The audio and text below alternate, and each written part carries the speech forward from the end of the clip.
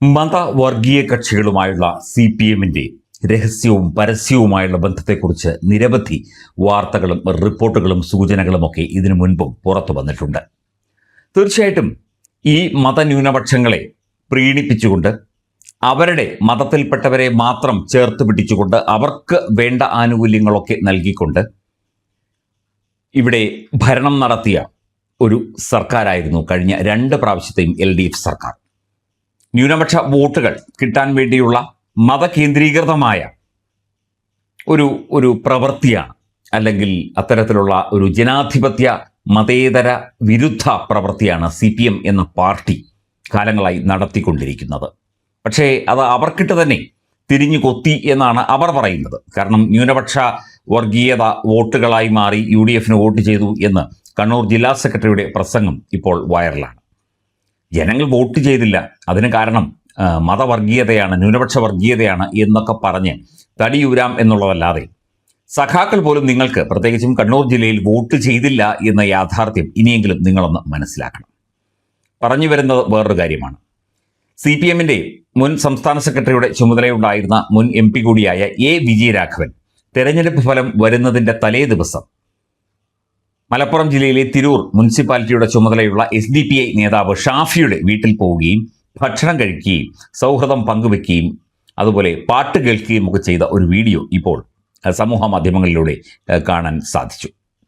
എന്തായാലും വെറുതെ നേരത്തെയുള്ള പരിചയം വെച്ച് A. വിജയരാഘവൻ SDPI നേതാവിൻ്റെ വീട്ടിൽ വെറുതെ ഊണ് കഴിക്കാനോ അല്ലെങ്കിൽ ദോശ കഴിക്കാനോ പോയതല്ല എന്നുള്ള കാര്യം നമുക്കെല്ലാവർക്കും അരിയാഹാരം കഴിക്കുന്ന ഏതൊരു വ്യക്തിക്കും ബോധ്യമാകും.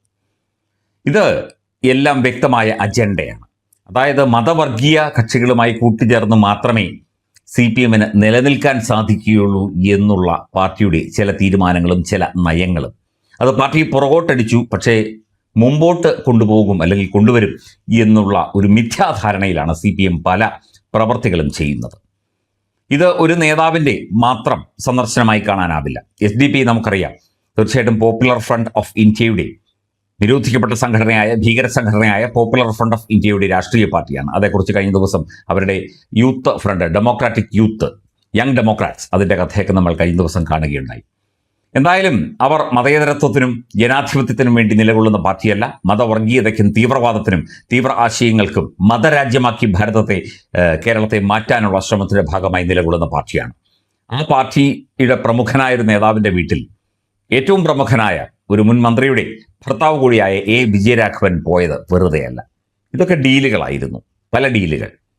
ഈ ന്യൂനപക്ഷ വർഗീയത എന്നൊന്നുണ്ടെങ്കിലും എന്തുകൊണ്ട് മലപ്പുറം ജില്ലയിൽ CPM-ന് വേണ്ടത്ര രീതിയിൽ പ്രവർത്തിക്കാൻ കഴിഞ്ഞില്ല എന്നുള്ള ചോദ്യം അവിടെ ബാക്കി നിൽക്കുകയാണ് A. വിജയരാഘവൻ്റെ ഈ സന്ദർശനം ഇപ്പോൾ പുറത്തു വരുന്നത്.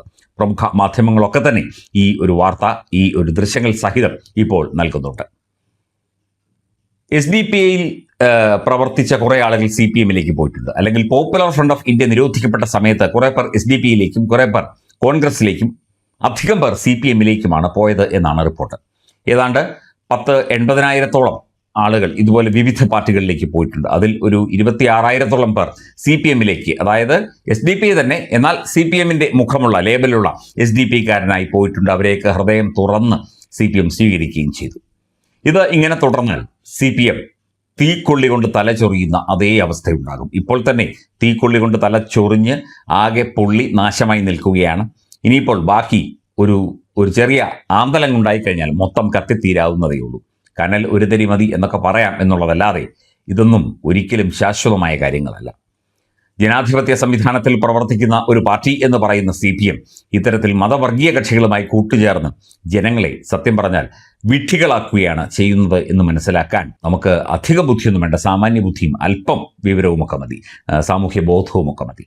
അപ്പം വിജയരാഘവൻ്റെയും മറ്റ് നേതാക്കളുടെയും ഒക്കെ സന്ദർശനം SDPI നേതാക്കളുടെ വീട്ടിലും പറ്റുകയാണെങ്കിൽ പോപ്പുലർ ഫ്രണ്ട് നേതാക്കളുടെ വീട്ടിലും അല്ലെങ്കിൽ അതിലും കൂടിയ മത തീവ്രവാദ ശക്തികളുടെ നേതാക്കളുടെ വീട്ടിലുമൊക്കെ ഇവരുടെ സന്ദർശനവും ഭക്ഷണം കഴിക്കലും പാട്ടുപാടലുമൊക്കെ തുടരുക തന്നെ ചെയ്യും. കാരണം ഇവർക്ക് നിലനിൽപ്പ് വേണമെങ്കിൽ ഈ മത തീവ്രവാദ ശക്തികളുമായി കൂട്ടുചേർന്നേ പറ്റൂ. അതാണ് CPM-ന്റെ ഇപ്പോഴത്തെ അവസ്ഥ. പക്ഷേ അത് ഇവർക്ക് തന്നെ വലിയ ബാധ്യതയും തിരിച്ചടിയും ഒക്കെയായി തീരും എന്നുള്ള സത്യം ഇവർ മനസ്സിലാക്കുന്നില്ല എന്നതാണ് ഇവിടുത്തെ ഇപ്പോഴത്തെ യാഥാർത്ഥ്യം.